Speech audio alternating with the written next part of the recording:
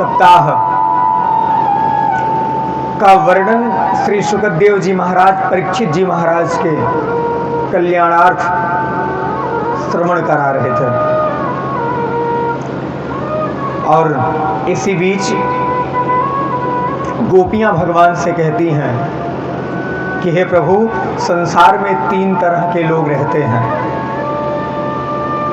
पहले वो हैं जो प्रेम के बदले में प्रेम करते हैं,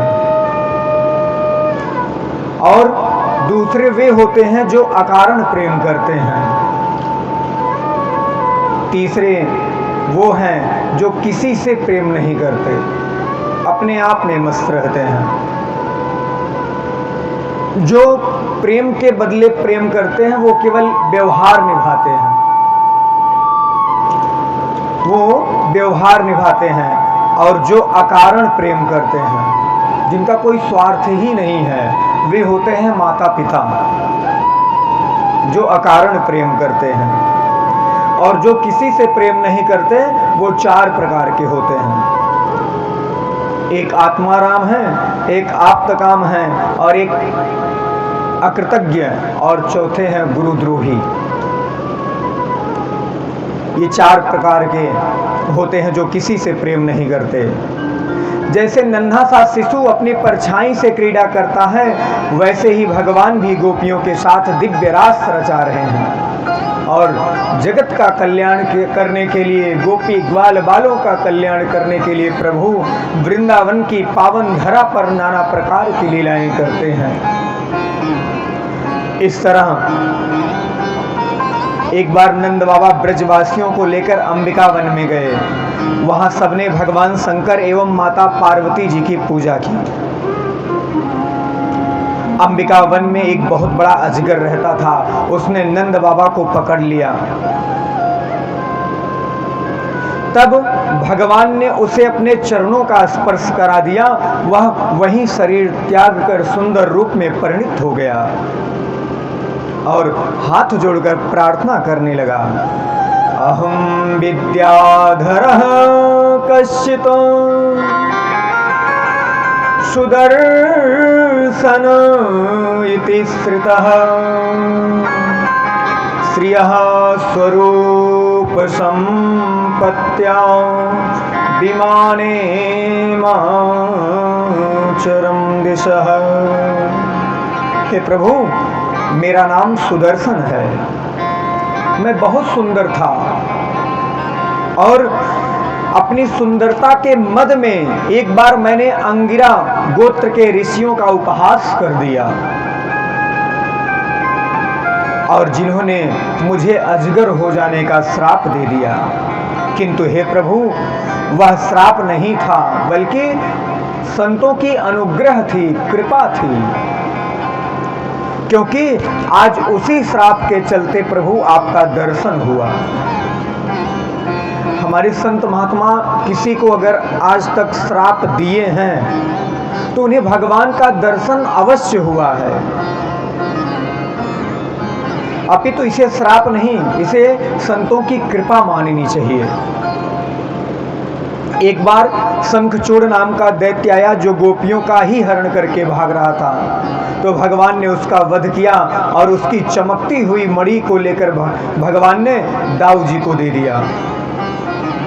केसी व्योमासुर का उद्धार किया और नारद जी के समझाने पर श्री कृष्ण बलराम को बुलाने के लिए जब कंस एक एक करके सारे राक्षसी सेनाओं को भगवान को मारने के लिए सारी सेनाओं को एक एक करके भेजने लगा और सबके सबकी मृत्यु होने लगी।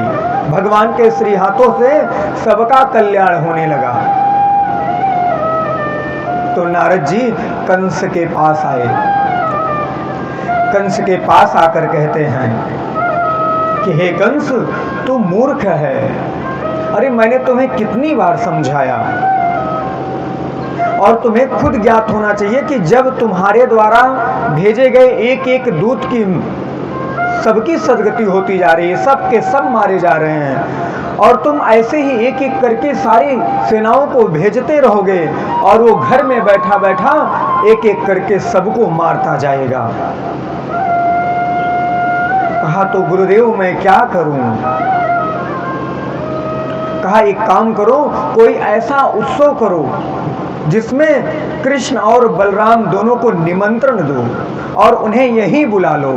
जब वो यहीं आ जाएंगे तो उनका यहीं बुलाकर वध कर देना। अच्छा, नारद जी बार बार जाकर कंस को ऐसा सुंदर उपदेश देते हैं, क्यों? जब वसुदेव जी का प्रथम पुत्र हुआ तो कंस ने वसुदेव जी से कहा कि मुझे पहले पुत्र से कोई भय नहीं है, लेकिन नारद जी ने आकर समझाया तो इस तरह से सारे के सारे पुत्रों का कंस वध करता चला गया। ऐसा नारद जी ने क्यों किया? क्योंकि नारद जी जानते थे जब तक इसके पाप का घड़ा नहीं भरेगा तब तक भगवान अवतार नहीं लेंगे। नहीं तो कंस को पहले, दूसरे, तीसरे, चौथे, पांचवें, छठवें, सातवें पुत्र तक से कोई दिक्कत नहीं, कोई प्रॉब्लम, कोई समस्या नहीं थी। समस्या तो आठवें पुत्र से थी। भगवान की कृपा से नारद जी के कहने पर कंस ने कहा, गुरुदेव अगर आप जैसा गुरु संसारियों को, हम जैसे लोगों को मिल जाए तो हम सबका भी कल्याण हो जाए, जैसे कंस का कल्याण हो गया। आज नारद जी के समझाने पर कंस ने कहा, गुरुदेव आपने ठीक कहा, अब मैं कृष्ण और बलराम को निमंत्रण भेजूंगा और हम धनुष यज्ञ रखेंगे। इस तरह कंस ने सोचा, कंस ने कहा, गुरुदेव कृष्ण और बलराम को बुलाने के लिए किसे भेजना चाहिए? तब कंस ने अक्रूर जी को चुना नारद के कहने पर और अक्रूर जी को बुलाया। आज जब अक्रूर जी आए तो कंस बड़े सुंदर भाव से, बड़ी प्यार के साथ अक्रूर जी को राम राम करके बैठाता है। आइए आइए भैया, अक्रूर जी बैठिए, विराजिए। खुद जाकर जलपान लाया, जलपान कराया, हाल चाल पूछने लगा। अक्रूर जी के मन में संदेह हो गया कि आज तक इसने मेरी इतनी खातिरदारी नहीं की, पर आज ही इसने इतनी सेवा क्यों की? निश्चित ही इसके मन में कोई कपट अवश्य होगा, जैसे जिससे हमारा काम बनने वाला होता है ना, तो हम खूब उसकी बड़ाई करते हैं। आज ठीक वैसे ही कंस ने अक्रूर जी की खूब सेवा की और अक्रूर जी से कहा, हे अक्रूर जी, हम आपको वृंदावन भेजना चाहते हैं। हमने धनुष यज्ञ रखा है और उस धनुष यज्ञ में श्री कृष्ण और बलराम को निमंत्रण भेजना चाहते हैं और ये निमंत्रण आपके ही द्वारा जाए तो अति सुंदर होगा।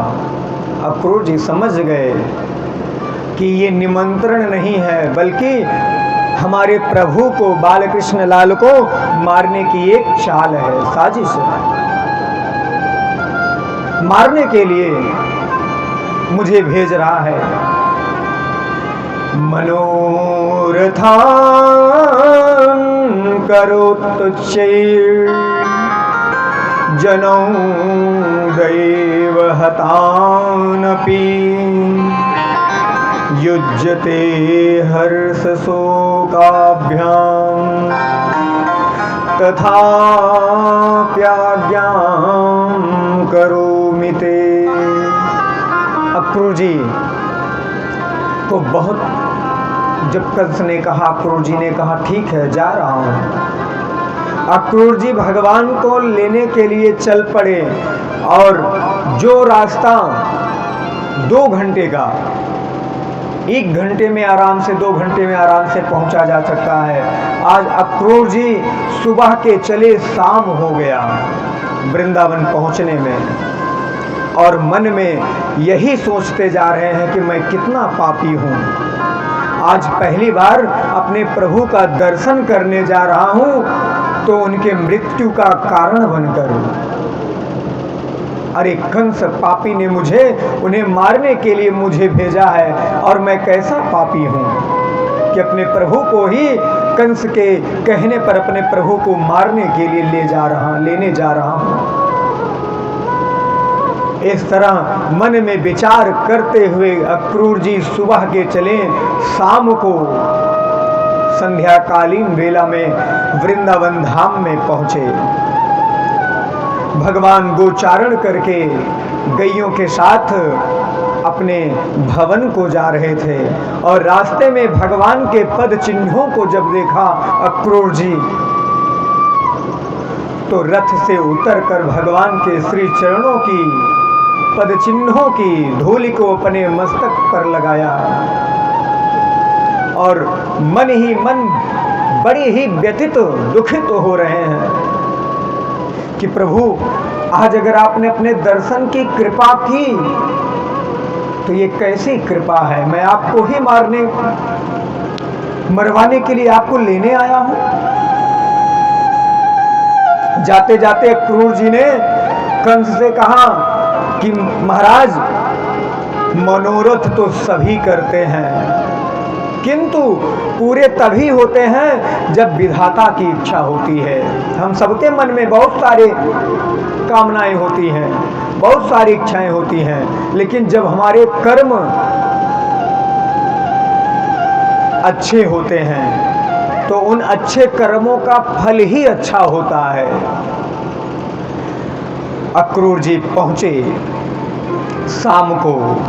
द्रक्षामि नूनम सुकपोलनासिकम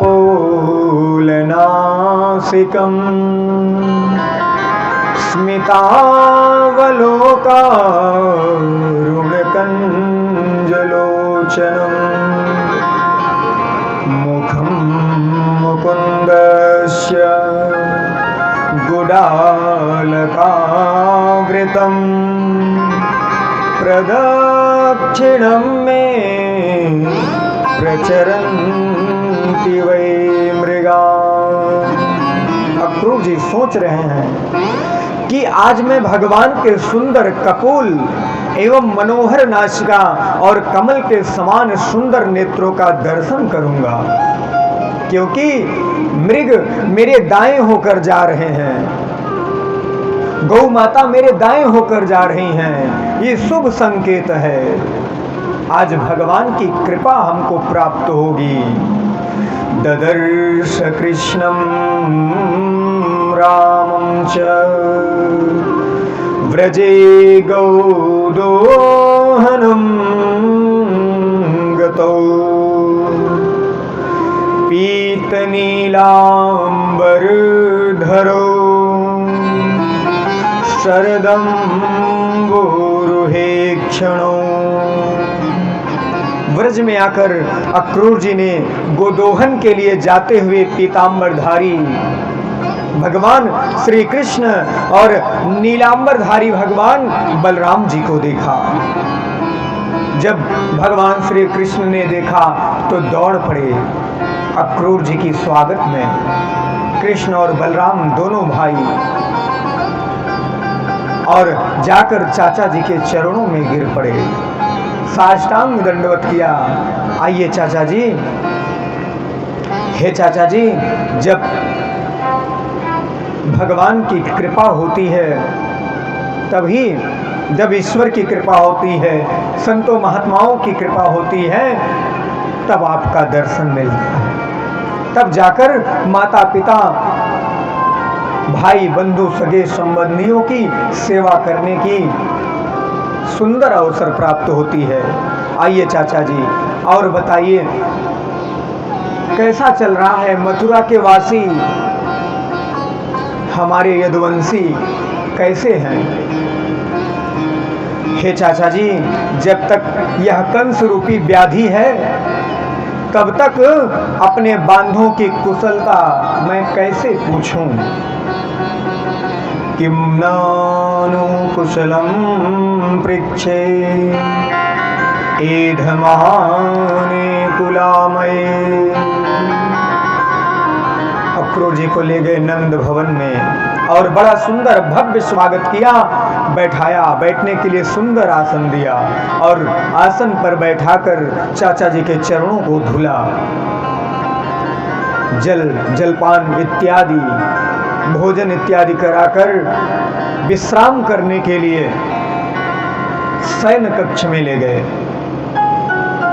इस तरह विश्रामोपरांत जब नंद बाबा से अक्रूर जी की वार्ता हुई तो अक्रूर जी ने नंद बाबा से कहा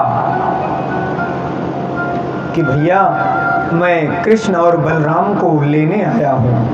कंस के यहाँ धनुष यज्ञ है और उस धनुष यज्ञ में कंस ने कृष्ण और बलराम को बुलाया है, निमंत्रण भेजा है। नंद बाबा ने कहा कि मैं कैसे अपने इन नेत्रों के दोनों तारों को, इन दोनों नेत्रों को, कृष्ण और बलराम तो मेरे दोनों नेत्र हैं और मैं इन दोनों नेत्रों को मैं कैसे भेज दूं। अक्रूर जी, आज आप आए तो मेरे नेत्रों को मांगने आए, मैं अपने पुत्रों को कैसे दे दूं, कैसे भेज दूं। यशोदा मैया को पता चला तो दौड़ी दौड़ी आई। गोपियों को पता चला कि अक्रूर लेने आया है मेरे कान्हा को, मेरे बलराम जी को, तो गोपियों ने कहा कौन आया है? अक्रूर। अरे इसका नाम किसने अक्रूर रख दिया? इसका नाम तो क्रूर होना चाहिए था, अक्रूर नहीं होना चाहिए था। सारी गोपियों ने जब सुना कि भगवान मथुरा जा रहे हैं तो सारी गोपियां विलाप करने लगी। गोपियां कहती हैं कि हे विधाता, आपको जरा भी दया नहीं आती? आप पहले दो प्राणियों को मिलाते हैं, फिर उनका मनोरथ पूर्ण भी नहीं हो पाता, आप उन्हें दूर कर देते हैं। जैसे बच्चे नदी की रेत से घर बनाते हैं और फिर जब उनका मन भर जाता है तो वे स्वयं ही अपने पैरों से उस घर को गिरा देते हैं। आपकी यह चेष्टा भी बच्चों के घृणा के समान व्यर्थ है। हे नाथ, आपको हम पर इतनी भी दया नहीं आती? अहो विधाता तव न क्वचिद् दया संयोज्य मैत्र्या प्रणयेन देहिना तांशा कृतार्थान् वियुनंग पार्थकम् विक्रीडितं ते अर्भकं चेष्टितं यथा। हे प्रभु, ये कैसी माया है आपकी, ये कैसी लीला है। अगर आपको दुख ही देना था तो मिलाया क्यों? अगर आपको छीनना ही था तो मिलाया क्यों?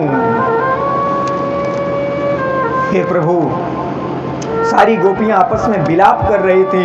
इतने में एक गोपी ने कहा चलो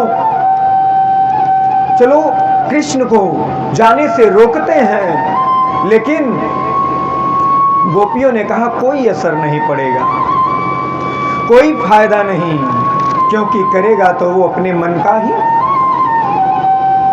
बार बार इतने में एक गोपी ने कहा एक काम करते हैं, चलो राधा जी के पास चलते हैं। और राधा जी के कहने पर भगवान वृंदावन को छोड़कर नहीं जाएंगे।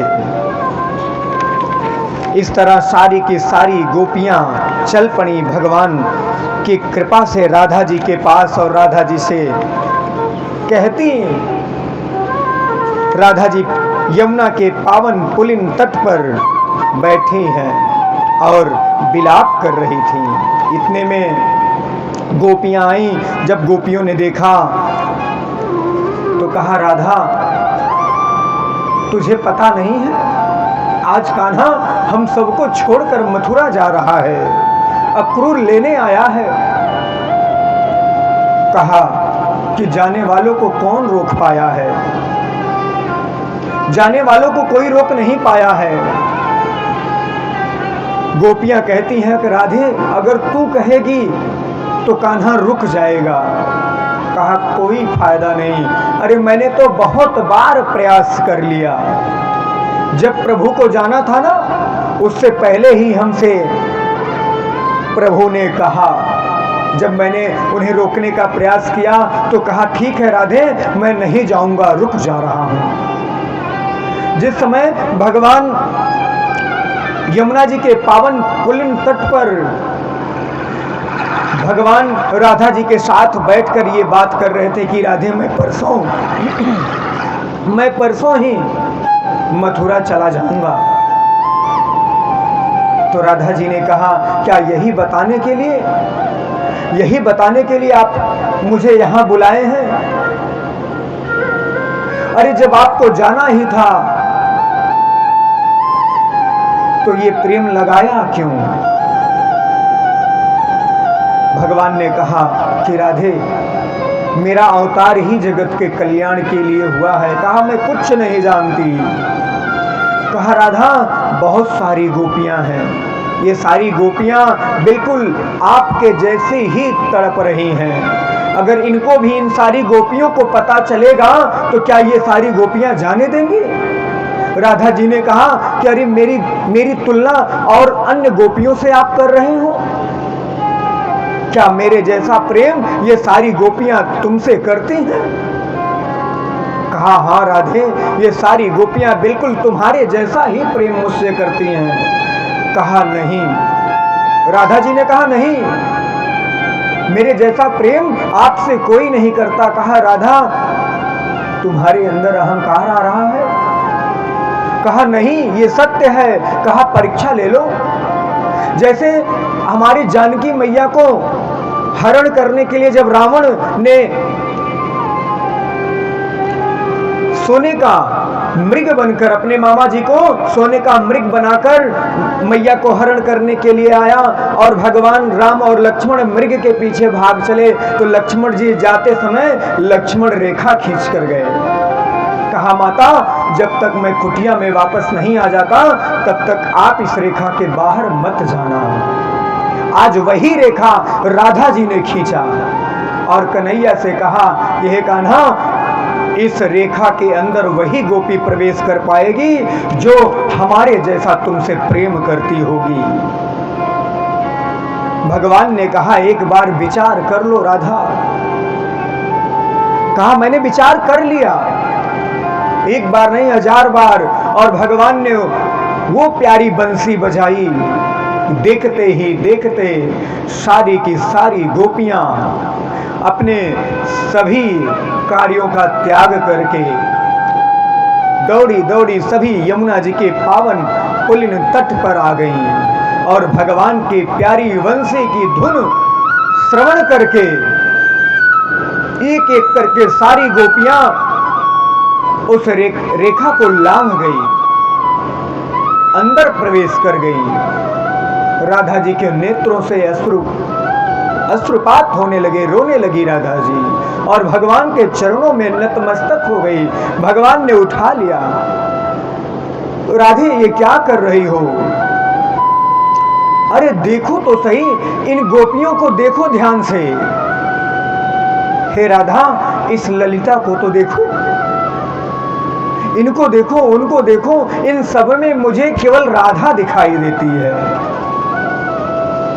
जब राधा जी ने एक एक करके सारी गोपियों को देखा तो सबके अंदर वही राधा दिखाई दी।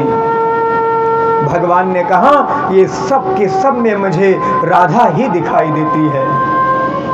और इस तरह भगवान ने राधा जी पर कृपा की। आज जब राधा जी के कहने पर भगवान रुकने का प्रण कर लिए तो सारे ब्रह्मादिक देवता प्रकट हो गए, इंद्रादिक 10 दिक्पाल देवता प्रकट हो गए, ब्रह्मा जी प्रकट हो गए। सब ने कहा, त्राहिमाम त्राहिमाम, प्रभु मेरी रक्षा कीजिए। जगत जननी माता वसुंधरा प्रकट हो गई और प्रार्थना करने लगी कि प्रभु आप अपने वचन को भूल गए। कहा, नहीं देवी। और इस तरह सबने राधा जी की बड़ी सुंदर स्तुति की। मैया से कहा तो मैया ने कहा, ठीक है, तैयार हो गई मैया। और आज मैया जब भगवान जाने लगे तो इसीलिए राधा जी भगवान को रोकने के लिए सामने नहीं गई। जिस समय भगवान ने महाभारत के युद्ध में प्रण लिया था कि मैं अस्त्र नहीं उठाऊंगा, और भीष्म, गंगा पुत्र भीष्म ने कहा कि मैं भी आपका भक्त नहीं कि अगर आपको महाभारत के युद्ध में अस्त्र ना उठवा लूं। तो भगवान अपने भक्त का मान रखने के लिए अपनी प्रतिज्ञा को भी तोड़ देते हैं। माता पृथ्वी जब अस्त्र लेकर दौड़ पड़े तो मैया पृथ्वी घबरा गई कि बताओ, हमारे नाथ, हमारे स्वामी ने प्रतिज्ञा ली थी कि मैं महाभारत के युद्ध में अस्त्र नहीं उठाऊंगा। सो माता पृथ्वी घबरा गई कि प्रभु अपनी प्रतिज्ञा को भूल गए, और कहीं इसी तरह मुझे दी हुई प्रतिज्ञा को भूल गए तो हमारा क्या होगा। भगवान की पीताम्बरी धरती माता पर गिर पड़ी। पीताम्बरी ने माता पृथ्वी को कहा कि देवी, आप तनिक भी चिंता ना करें, मेरे प्रभु अपने दिए हुए वचन को कभी भूलते नहीं। अरे उनका जगत के कल्याण के लिए ही अवतार हुआ है, उन्हें ज्ञात है। इस तरह आज रात्रि में मैया को, जब यशोदा मैया को पता चला कि अक्रूर जी मुझे लेने आए हैं, मेरे पुत्रों को लेने आए हैं, तो यशोदा मैया अपने दोनों पुत्रों को अपने गले से लगाकर, नंद बाबा, अक्रूर जी सबको भोजन कराया, अपने पुत्रों को भी भोजन कराया। लेकिन यशोदा मैया आज भोजन नहीं ग्रहण करती हैं। आज तो उनका सारा भूख ही नष्ट हो गया कि मेरे दोनों पुत्र आज मुझे छोड़कर चले जाएंगे। आज रात्रि भर अपने दोनों पुत्रों को लेकर मैया अपने बगल में एक हाथ से कृष्ण और एक हाथ से बलराम जी को पकड़कर लेटी हुई हैं।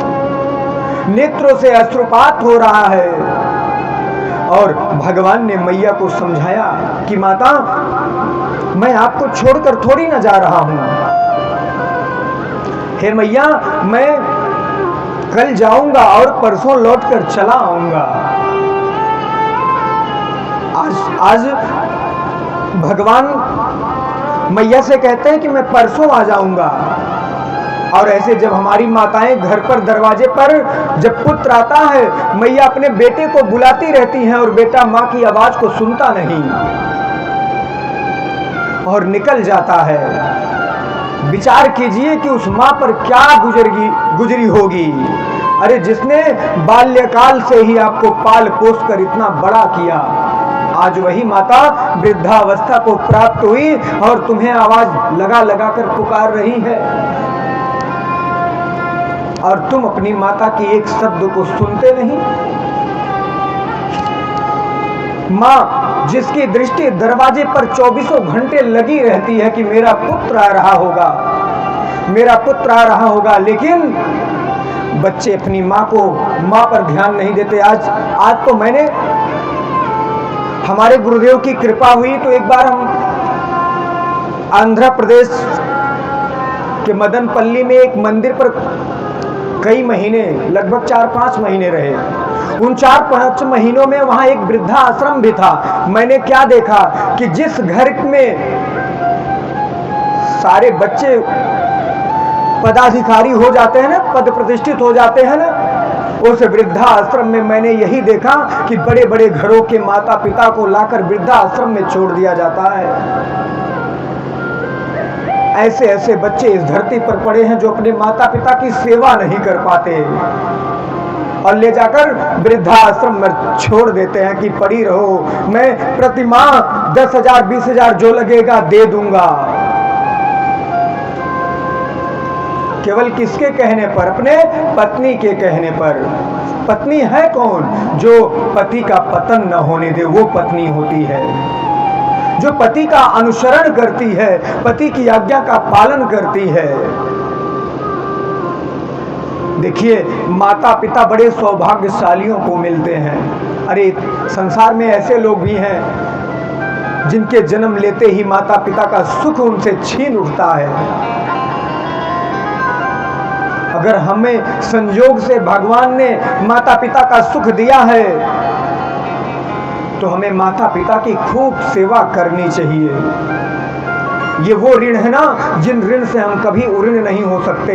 आज मैया को भगवान कह रहे हैं कि मैया मैं जा रहा हूं, मैं परसों वापस लौट आऊंगा। बहुत बहुत का नंद बाबा भी तैयार हो गए, सारे ग्वाल बाल तैयार हो गए, रथ तैयार हो गई। अक्रूर जी कृष्ण और बलराम को अपने माता पिता के आशीर्वाद लेकर कृष्ण और बलराम अक्रूर जी के साथ रथ पर सवार हो गए। गोपियां कहने लगी, जा रहे हो तो जाओ कन्हैया, लेकिन इतना रहम करते जाओ, दिल तो पहले ही तुम ले चुके हो, अब तो प्राणों को भी लेते जाओ। प्रेम विरहा में जल जाएंगे हम, तेरे जाने से मर जाएंगे हम, कैसे दीदार कर पाएंगे हम, यूं न हमको तड़पा के जाओ। भगवान रथ पर सवार हुए अक्रूर जी रथ लेकर चल पड़े। यमुना जी के पावन पुलिन तट पर पहुंचे और कहा कि प्रभु, अगर आपकी इच्छा हो तो तनिक देर में आप ठहरिए, मैं स्नान कर लूं यमुना जी के पावन जल में। स्नान करने के लिए अक्रूर जी गए और पहली डुबकी लगाई। डुबकी लगाते ही अक्रूर जी ने क्या देखा, जल के भीतर हमारे नंद नंदन भगवान बलराम जी के साथ विराजित हैं। अक्रूर जी ने मन में विचार किया, अभी अभी इनको मैं रथ पर छोड़कर आया हूं और ये जल के अंदर, जैसे ऊपर निकले जल के बाहर निकले तो देखा भगवान रथ पर विराजित हैं।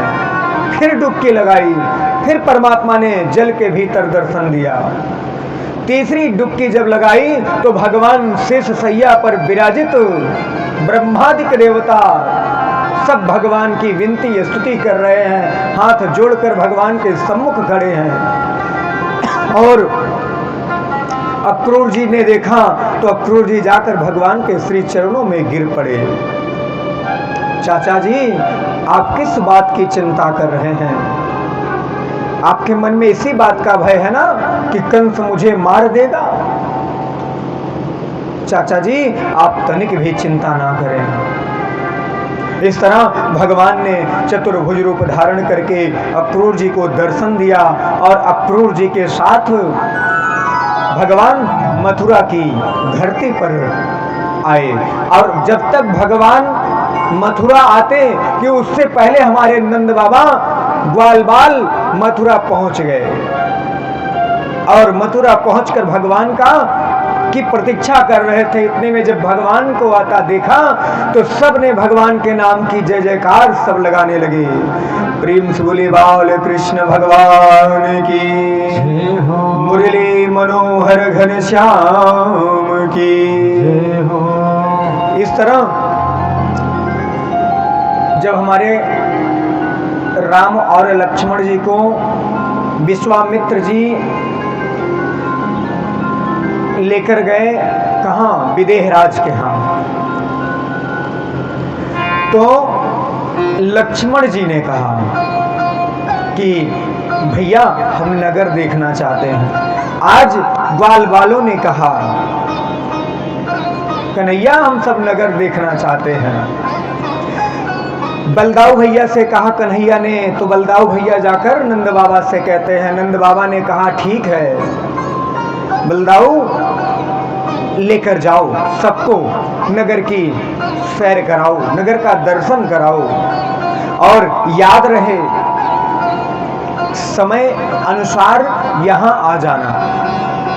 संध्या काल होने से पहले तुम सभी अपने शिविर में आ जाना और याद रखना ये तुम्हारा वृंदावन नहीं है, ये कंस की मथुरा नगरी है, किसी से लड़ाई झगड़ा मत करना। कहा नहीं नहीं बाबा हम लोग समय से आ जाएंगे। कहा ठीक है, जाओ पुत्रों जाओ, नगर को देख कर आओ। चल पड़े। भगवान के साथ मथुरा दर्शन करने के लिए। भगवान ने अपने ग्वाल वालों के साथ मथुरा दर्शन करने निकले और भगवान के साथ जब निकले तो कंस का धोबी, सबसे पहले कंस का धोबी मिला जो कंस के राज दरबार के वस्त्रों को धुल कर ले जा रहा था। जब भगवान ने देखा तो कहा, अरे ओ मामा जी रुकिए, ठहरिए, कहाँ जा रहे हैं? तो धोबी ने सोचा ये किसको मामा बुला रहा है। कहा, अरे मामा जी आपको ही बुला रहा हूँ। कहा मैं? कहा हाँ। कहा ये हमारा ननिहाल है, महाराज कंस ही हमारे मामा लगते हैं और मामा के यहाँ जो भी हैं सब मामा ही लगेंगे, तो इसलिए आप भी हमारे मामा ही हैं। कहा मामा जी ये वस्त्र किसके हैं? कहा ये महाराज कंस के वस्त्र हैं। कहा मामा जी मेरे ग्वाल बालों को दे दीजिए, ये वस्त्र मेरे ग्वाल बालों को दे दीजिए, जिससे इन वस्त्रों को पहनकर ये ग्वाल बाले मथुरा के दर्शन कर सके। और धोबी ने कहा, अरे तू अहिर का छोरा, तू ग्वाला गैया चराने वाला, तू क्या जाने इन वस्त्रों की कीमत? अरे जा तू गैया चरा, इन वस्त्रों की कीमत तू नहीं समझ पाएगा। भगवान मुस्कुराए। भगवान ने मन में कहा कि राम जन्म में इसकी मति भ्रष्ट थी ही, लेकिन इस जन्म में भी इसकी मति शुद्ध पवित्र नहीं हुई। पुनः भगवान ने एक बार और कहा। जब धोबी ने उपहास किया प्रभु का तो एक थप्पड़ मारा, एक ही थप्पड़ में उस धोबी के प्राण पखेरु उड़ गए। ये वही धोबी था जिसने माता जानकी जी पर लांछन लगाया, अपनी पत्नी को दांव पर रखकर कहा कि मैं राजा रामचंद्र नहीं हूं, कि तुम चाहे जहां चाहे जितने वर्षों तक चाहे जिस राजा के यहां रहोगी और मैं तुम्हें स्वीकार कर लूंगा, मैं राम नहीं हूं, निकल जाओ मेरे घर से। ये वही धोबी था जिसके कहने पर भगवान को जानकी जी को त्यागना पड़ा। आज भगवान ने एक ही थप्पड़ मारा, कहा वो हमारा मर्यादा पुरुषोत्तम का स्वरूप था, उस अवतार में हम मर्यादा पुरुषोत्तम राम थे और ये हमारा लीला पुरुषोत्तम कृष्ण का अवतार है। एक ही थप्पड़ में धोबी के प्राण पखेरु उड़ गए और एक एक करके सारे ग्वाल बालाओं ने वस्त्र पहने। भगवान ने कहा कैसा लग रहा है मेरे सखाओं? तो सबने कहा कि कन्हैया वस्त्र तो बड़े सुंदर हैं, पर साइज बहुत बड़ी है, ऐसा लग रहा है कोई हमें उठाकर खूंटी पर टांग दिया हो। हे कन्हैया इन वस्त्रों को थोड़ा सा सही हो जाते। कहा ठीक है चलो और आगे चलो। और आगे बढ़े तो एक दर्जी मिला। कहा दर्जी से कहा मामा जी ये मेरे सखाओं के वस्त्र इनके नाप के सिल दो। दर्जी देख रहा था, क्या देख रहा था? धोबी का एक ही थप्पड़ में कल्याण हो गया। दर्जी ने भगवान के श्री चरणों में प्रणाम करके कहा जो आज्ञा प्रभु, कम से कम आपकी सेवा करने का अवसर तो मिला, और एक एक करके सबके वस्त्र उनके नाप के सिल दिए। और इस तरह भगवान ने कहा कि मैं आपसे अति प्रसन्न हूं, वरदान मांगो। हाथ जोड़कर कहा प्रभु बस कृपा बनाए रखिए। भगवान ने कहा जाओ, तुमने मेरे सखाओं के मनोदशा को जानकर मनोकामनाओं की पूर्ति की है, इनके वस्त्र इनके नाप के सिले। मैं तुम्हें आशीर्वाद देता हूं कि कलयुग में जितने का कपड़ा नहीं होगा ना, उससे कहीं ज्यादा सिलाई तुझे मिलेगी। आज हम लोग वस्त्र खरीदते हैं 500 के और सिलाई देते हैं 1000। ये हमारे भगवान की कृपा है। दर्जी को सुंदर आशीर्वाद दिया और आगे बढ़े तो भगवान सबको लेकर सुदामा नाम के माली के पास गए। भगवान को जैसे देखा माली ने तो उसके घर में जितने जितने भी फूल मालाएं थी, एक एक करके सारे मालाओं को निकाल कर भगवान से लेकर सारे ग्वाल वालों को पहना दिया। भगवान ने उसे भी सुंदर आशीर्वाद दिया। कहा, जाओ, ये पुष्प जब तक तुम्हारे घर में रहेंगे ये कभी बासी नहीं माने जाएंगे। तो मालिक के यहाँ अगर एक हफ्ते का बासी फूल है तो भी वो बासी नहीं माना जाता। जब वो हमारे घर आता है तभी वह बासी माना जाता है। भगवान ने सुंदर आशीर्वाद दिया। राजमार्ग से जाते हुए भगवान की दृष्टि कुब्जा पर पड़ी, जो 3 जगह से टेढ़ी मेढ़ी थी। भगवान ने आवाज लगाई, अरे ओ सुंदरी, कहां जा रही हो? कुब्जा ने सोचा कोई किसी को बुला रहा होगा, नहीं ध्यान दिया। कहा, रे सुंदरी, तुम्ही को कह रहा हूं, कहां जा रही हो और ये तुम्हारे हाथ में क्या है? तब कुब्जा पीछे मुड़कर देखती है। भगवान ने कहा, हरे सुंदरी, तुम्ही को कह रहा हूं। आई भगवान के पास और हाथ जोड़कर खड़ी हो गई। दासाम्य हम सुंदर कंस सम्मता त्रिवक्र नामा हनुलेप कर्मणि मदभावितं भोज पतेरति प्रियं विना युवाम को नतिमस्तु दुर्हति। हे प्रभु, मैं कंस की दासी हूं। मेरा नाम कुब्जा है, मेरा नाम त्रिवक्रा है, लोग कुब्जा कहकर बुलाते हैं। मैं महाराज कंस को चंदन का लेपन करती हूं और किंतु आज मेरा ऐसा परम सौभाग्य जान पड़ रहा है कि आज मुझे आपकी भी सेवा का अवसर मिलेगा। कि प्रभु, भगवान ने कहा कि देवी ये क्या है? कहा, ये मलयागिरी चंदन है। कहा, मुझे नहीं लगाओगी ये अंगराग? कहा, बिल्कुल लगाऊंगी, बिल्कुल लगाऊंगी स्वामी। एक एक करके भगवान के साथ सारे ग्वाल बालों को खूब सुंदर सा तिलक लगाया। भगवान ग्वाल बालों की तरफ देखते हैं, ग्वाल बाल अति प्रसन्न। भगवान को कुब्जा पर दया आई। भगवान ने क्या किया? कुब्जा के दोनों हाथों को पकड़ा और दोनों पैरों से कुब्जा के दोनों पैरों पर अपना पैर रखा, दोनों हाथ से दोनों हाथों को पकड़ा। कुब्जा ने कहा, प्रभु ये क्या कर रहे हैं आप? कहा, अभी कर नहीं रहे हैं, अब करेंगे। देखते ही देखते भगवान ने कुब्जा के दोनों हाथों को पकड़कर सीधा खींच दिया। जो कुब्जा 3 जगह से टेढ़ी मेढ़ी थी, परम सुंदरी कन्या हो गई। प्रेम सुले आनंद गंध भगवान की जय हो। और कुब्जा भगवान से प्रार्थना करने लगी। आइए 2 बार आप भी हमारे साथ भगवान नाम संकीर्तन करें। प्रेम सोले आनंद कंद भगवान की जय हो। तुम बिन मेरी कौन खबर ले गोवर्धन गिरधारी। तुम बिन मेरी कौन खबर ले गोवर्धन गिरधारी। तुम बिन मेरी कौन खबर ले गोवर्धन गिरधारी। मुकुट पीतांबर सोहे, पीतम मुकुट पीतांबर सोहे, कुंडल की छवि न्यारी, कुंडल की छवि न्यारी, कुंडल की छवि न्यारी।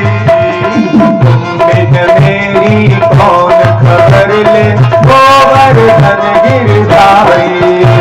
तुम बिन मेरी कौन खबर ले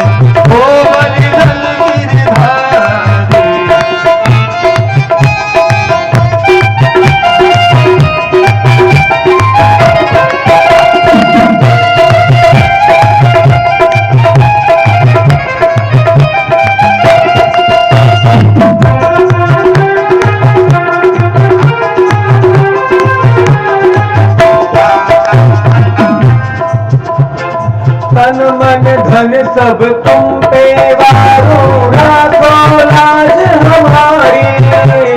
तन मन धन सब तुम पे वारो, राखो लाज हमारी, राखो लाज हमारी।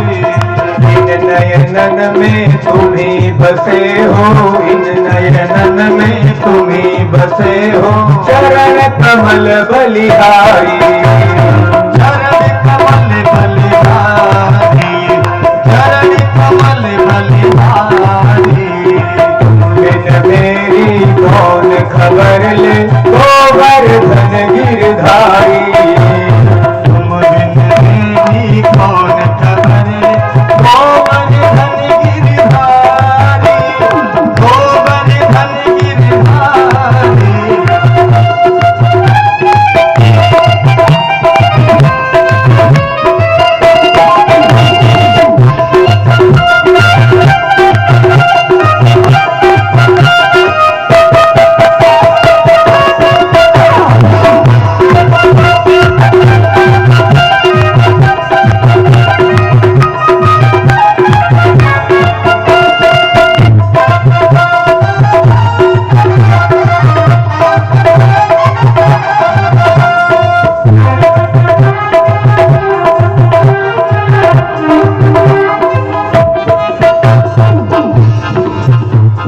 भिलनी के बेर बसे थे मन में, स्वाद लिया था भारी।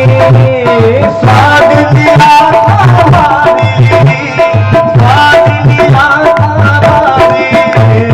भिलनी के बेर बसे थे मन में, स्वाद लिया था भारी। स्वाद लिया था भारी, स्वाद लिया था भारी। कर दीने धन्यवाद सुदामा, कर दीने धन्यवाद सुदामा। तुमने गणिका सारी, तुमने गणिका सारी। तुम बिन मेरी कौन खबर ले, गोवर्धन गिरधारी। तुम बिन मेरी कौन खबर ले, गोवर्धन गिरधारी। तुम बिन मोरी कौन खबर ले, गोवर्धन गिरधारी।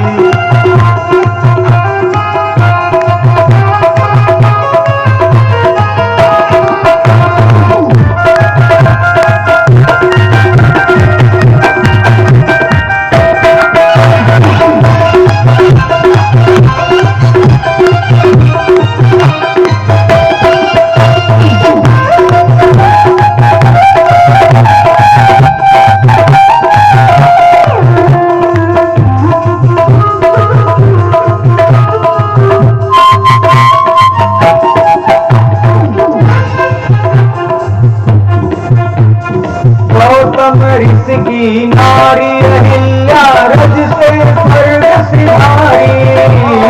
रज से स्वर्ग सिधारी, रज से स्वर्ग सिधारी। गौतम ऋषि की नारी अहिल्या, रज से स्वर्ग सिधारी। रज से स्वर्ग सिधारी, रज से स्वर्ग सिधारी। मीरा के प्रभु गिरधर नागर, मीरा के प्रभु गिरधर नागर। जन्म जन्म जाति सारी, जन्म जन्म सिधारी। तुम बिन मेरी कौन खबर ले, गोवर्धन गिरधारी। तुम बिन मेरी कौन खबर ले, गोवर्धन गिरधारी। पीतम मुकुट पीताम्बर सोहे, पीतम मुकुट पीताम्बर सोहे। कुंडल की छवि न्यारी,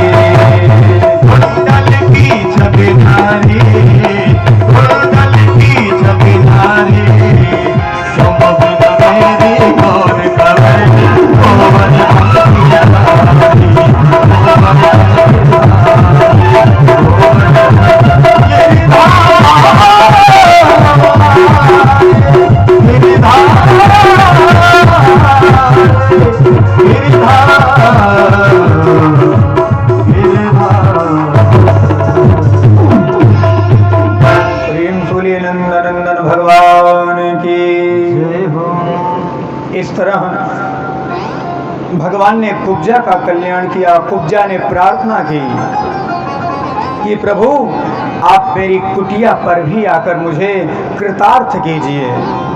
भगवान ने कहा अवश्य आऊंगा देवी, मैं आपकी ये मनोरथ भी अवश्य पूर्ण करूंगा। चल पड़े और आगे निकले। सारे मथुरा वासियों को जब यदुवंशियों को पता चला कि मेरा तारणहारा आ गया है तो सब के सब अपने कार्यों का त्याग करके दौड़ पड़े। कोई छत से, कोई खिड़की से, कोई दरवाजे से, अटारियों से जा जाकर भगवान के दर्शन करने लगे। और कदाचित किसी के ऊपर अगर भगवान की दृष्टि पड़ जाती तो लोग मारे खुशी के उछल पड़ते, ये देखो मेरे भगवान ने मुझे देखा। नहीं नहीं, तुम्हें नहीं, मुझे देखा। अब हम सबका तारणहारा आ गया। अब मुझे कंस के सेनाओं से, कंस के सैनिकों से, कंस से कोई समस्या नहीं है। अब तो कंस के सैनिक कुछ कहते तो सारे यदुवंशी डांट कर कंस की सेनाओं को भगाते। क्यों? क्योंकि अब मेरी रक्षा करने वाला तारणहारा बालकृष्ण भगवान आ गए हैं। और देखते ही देखते भगवान कहाँ पहुंचे? यज्ञशाला में, जहां धनुष रखी हुई थी।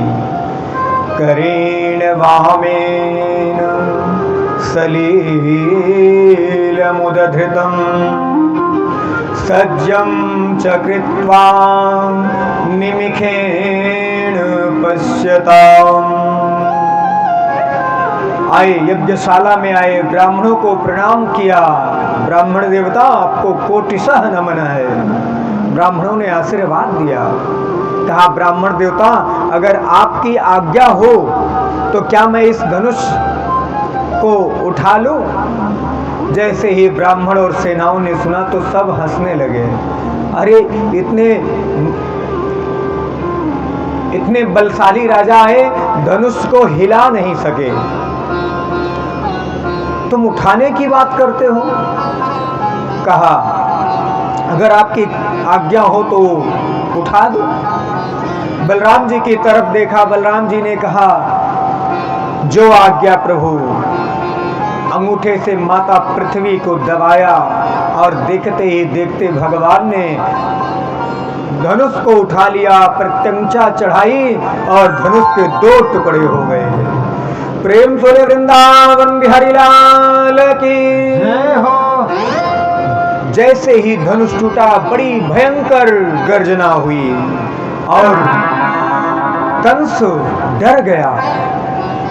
कंस डर गया। क्यों? क्योंकि उसे बताया गया था, उसे ज्ञान था, आकाशवाणी ने कहा था कि जिस दिन ये धनुष टूट जाएगा और जिसके द्वारा टूटेगा वही तुम्हारी मृत्यु का कारण बनेगा, उसी के हाथों तुम्हारी मृत्यु होगी। इस तरह देखते ही देखते दोनों भाइयों ने, सारे सैनिक दोनों भाइयों पर टूट पड़े और दोनों भाइयों ने धनुष के दोनों टुकड़ों को लेकर एक एक करके सारे सैनिकों को मार गिराया। कुछ सैनिक दौड़े दौड़े गए, कंस को बताने लगे कि महाराज वो नंद का छोरा ही है, वो नंद का बालक है जिसने इस धनुष को के 2 टुकड़े कर दिए, 2 टुकड़े कर दिए। कंस समझ गया और इस तरह भगवान ने नाना प्रकार की लीलाएं करते हुए अपने शिविर में आए और प्रातः काल भगवान चल पड़े। कंस ने भगवान को मारने के लिए कुवलयापीठ नाम के हाथी को तैयार करके रखा था। नगाड़े की आवाज सुनकर भगवान रंगभूमि देखने के लिए जब चल पड़े तो मार्ग में कुवलयापीठ नाम का हाथी मिला। भगवान ने देखते ही देखते उसके सूंड को पकड़ा, उठाकर पटक दिया, उसके प्राण पखेरु उड़ गए और दोनों दांतों को लेकर दोनों भाई रंगशाला में प्रवेश किया।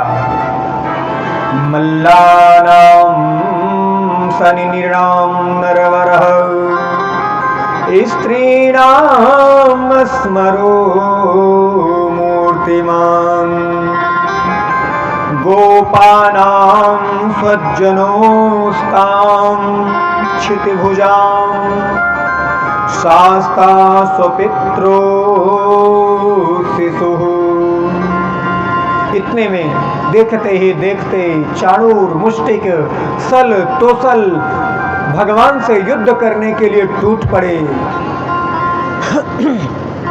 एक तरफ कंस की सेना और दूसरी तरफ नंद बाबा की सेना क्रोधी धनुष लेकर खड़े हो गए। आवाज लगाई कि महाराज कंस, ये अन्याय है। अरे नन्हे नन्हे छोटे छोटे बालकों का युद्ध चाणूर और मुष्टिक जैसे महाबलशाली से युद्ध कराना चाहते हो? मेरे कृष्ण और बलराम कितने छोटे छोटे हैं, आप इनकी युद्ध सल तोसल से कराना चाहते हो? मैं चुप नहीं बैठूंगा।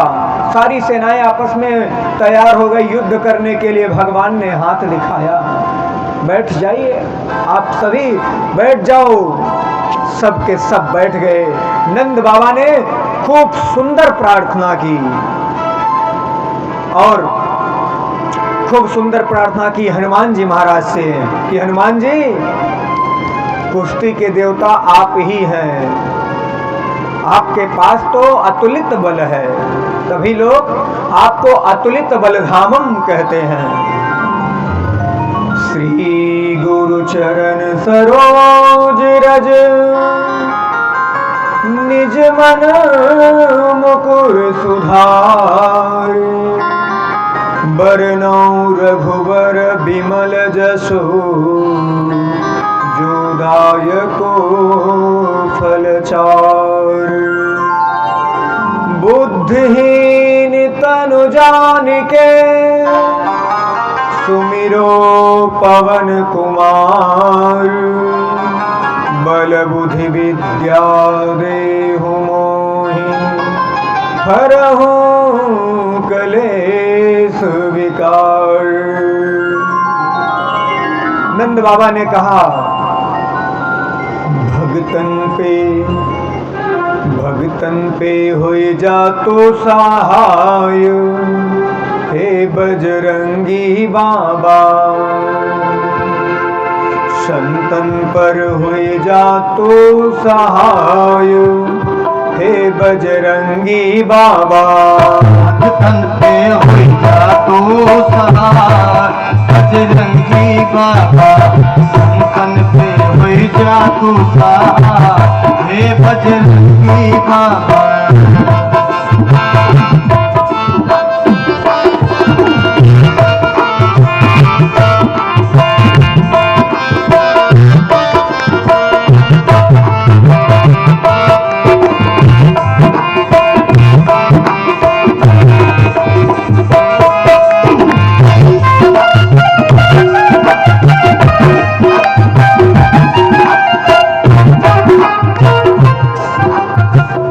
लाल लंगोटवा सोहे हथवा में गदवा, है बजरंगी बाबा, हे बजरंगी बाबा। लाल लंगोटवा सोहे हथवा में गदवा, है बजरंगी बाबा, हे बजरंगी बाबा। कन्हवा पे बैठे लक्ष्मण राम, हे बजरंगी बाबा, लक्ष्मण राम, हे बजरंगी बाबा। कन्हवा पे बैठे लक्ष्मण राम, हे बजरंगी बाबा।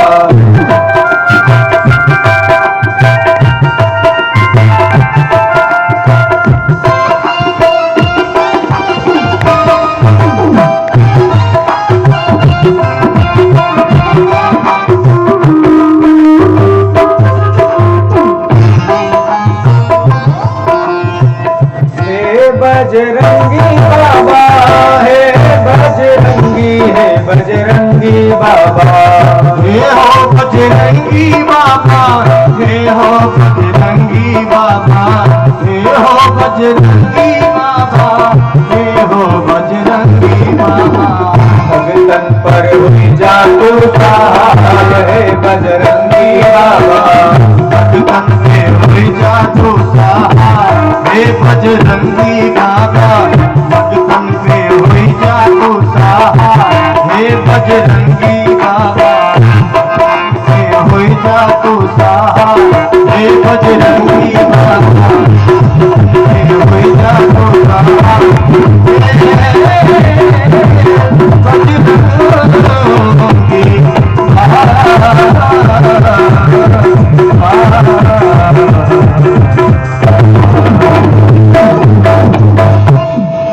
इस तरह नंद बाबा ने बड़ी सुंदर स्तुति की कि हे हनुमान जी महाराज मेरे बच्चों की रक्षा कीजिए। हनुमान जी ने कहा कि जो जगत को बल देने वाले हैं उनको मैं क्या बल दूंगा, जो जगत की रक्षा करने वाले हैं उनकी मैं क्या रक्षा करूंगा। जानते हैं भगवान के दो परम भक्त हैं जिनका जप भगवान स्वयं करते हैं। हमको अगर भगवान की प्राप्ति करनी होती है तो हम भगवान को पाने के लिए उनके नाम का जप करते हैं, लेकिन भगवान के दो भक्त ऐसे हैं जिनका जप भगवान खुद करते हैं। एक है भरत जी और एक है हनुमान। राम जी ने कहा कि तुम मम प्रिय भरत ही सम भाई। हे हनुमान तुम मुझे भरत जैसे प्रिय हो। इन दोनों भक्तों का नाम भगवान श्री रामचंद्र खुद जपते हैं। नारद जी गए, नारायण से कहा कि प्रभु सबसे प्रिय भक्त मैं ही तो हूं आपका। कहा नारद जी भक्तों की लिस्ट लगी हुई जरा जाकर देख लीजिए, आपका नाम कितने अंक पर है, किस स्थान पर है। पूरे भक्तों के लिस्ट में नारद जी का नाम ही नहीं था। आए, कहा वाह प्रभु, अरे दिन रात मैं आपके नाम का जप करता हूं वीणा पर और मेरा नाम ही नहीं है। भगवान ने कटोरे का तेल दिया, कहा जाओ विविध लोकों में भ्रमण करके लौट कर आओ, याद रखना अगर एक बूंद तेल नीचे गिरा तो तुम मेरे भक्त नहीं हो। नारद जी भ्रमण करते हुए विविध लोकों में आए, उनका सारा ध्यान था कि कटोरे से एक बूंद तेल नीचे न गिर जाए बचाने में। और मुस्कुराते हुए आकर कहते हैं अरे नारायण, हे स्वामी मेरे नाथ, देखिए इस कटोरे से एक बूंद तेल मैंने नहीं गिरने दिया। भगवान ने कहा कि नारद जी ये बताइए कि आपने कितनी बार मेरा नाम लिया। कहा प्रभु मेरा सारा ध्यान तो कटोरे के तेल पर था। कहा अब बताओ तुम मेरे भक्त हो। हाथ जोड़कर नतमस्तक हो गए। कहा ये जो गृहस्थ आश्रम वाले हैं ना, ये मेरे भक्त हैं, ये अपने परिवार की सेवा भी करते हैं। कदाचित जो भी समय मिलता है उस समय में से निकालकर हमारे नाम का जप भी तो करते हैं। तो नारद तुम श्रेष्ठ हो कि ये मेरे भक्त श्रेष्ठ हैं। देखिए भगवान ने हम सभी भक्तों का मान रखने के लिए नारद जी को बगल कर दिया और हमको आपको आगे लाकर बैठा दिया। अगर इतना जानने के बाद भी हम अपने भगवान का नाम जप न करें तो ये मानव शरीर व्यर्थ है। इसीलिए हमें प्रतिपल प्रतिक्षण भगवान के नाम का आश्रय लेना चाहिए। चाणूर मुष्टिक सल तोसल सबका वध करते हुए बाल कृष्ण भगवान बलराम जी से कहते हैं कि भैया आप इन सबको संभालो, जरा मैं मामा जी से मिल लेता हूँ। गए कंस के पास। कंस ने बड़े सारे छल के साथ भगवान से खूब युद्ध किया। अरे मायापति से माया रूपी युद्ध कर रहा था। भगवान ने उसकी सारी माया को नष्ट कर दी और उठाकर पटक दिया, उसके सीने पर जाकर बैठ गए। कहने लगे मामा जी, अरे जो आनंद हमें बाल्यकाल में लेना था वो आनंद तब नहीं लिया, अब मिल रहा है। मामा जी अब भी मैं आपको अवसर देता हूँ, अब भी मेरे शरण में आ जाओ। हमारे भगवान एक बार नहीं कई बार हम आपको मौका देते हैं। विचार कीजिए, आज यहाँ कथा हो रही है, कल बगल में होगी, परसों बगल में होगी। हम यहाँ नहीं पहुँच पाए हैं तो वहाँ पहुँच जाएंगे, वहाँ भी नहीं पहुँच पाए हैं तो वहाँ पहुँच जाएंगे। परमात्मा कितने दयालु हैं, जो आप जैसे भक्तों को जन्म देकर हम जैसे भक्तों का कल्याण करवाते हैं। जानते हैं इस कलयुग की विडंबना क्या है? अगर अभी यही नाच हो रही होती ना और वहां टिकट कटता होता तो लोग 500 रुपए का टिकट लगाकर यहां भीड़ लगा देते। कथा में आने का टाइम नहीं है किसी के पास, इसीलिए हम नहीं बिगड़े हैं, बिगड़ा है हमारा मन। और जब हम अपने मन को अपने बस में कर लेंगे तो हमारा कल्याण तो होगा ही, हमारे साथ हमारे परिवार का भी कल्याण होगा। इस तरह जगत का कल्याण करने के लिए आज भगवान कंस को बार बार कहते हैं कि मामा जी अब भी मेरे शरण में आ जाओ। कहता है कि मैं तुम्हारे शरण में क्यों आऊं? अरे तुम्हें आना है तो मेरी शरण में आ जा। भगवान कहते हैं मैं सीधी सीधी बात करूं, मैं सीधी सीधी बात करूं, तू उल्टा बकता जाता है। मामा मैं मीठी बात करूं, तू जहर उगलता जाता है। जो जितना मीठा होता है वो अपना नाश कराता है। देखो तो मीठे गन्ने को कोल्हू में पेरा जाता है। इस संसार में बहुत मीठा बनोगे ना तो लोग आपको केवल वो एक पेन आती है, लिखो और फेंको, उसी तरह आपको यूज करेंगे, प्रयोग करेंगे और साइड में रख देंगे, किनारे कर देंगे। इसीलिए सावधान, सबसे सावधानी तो हमको सबसे रखनी है और परमात्मा के प्रति प्रेम रखना है।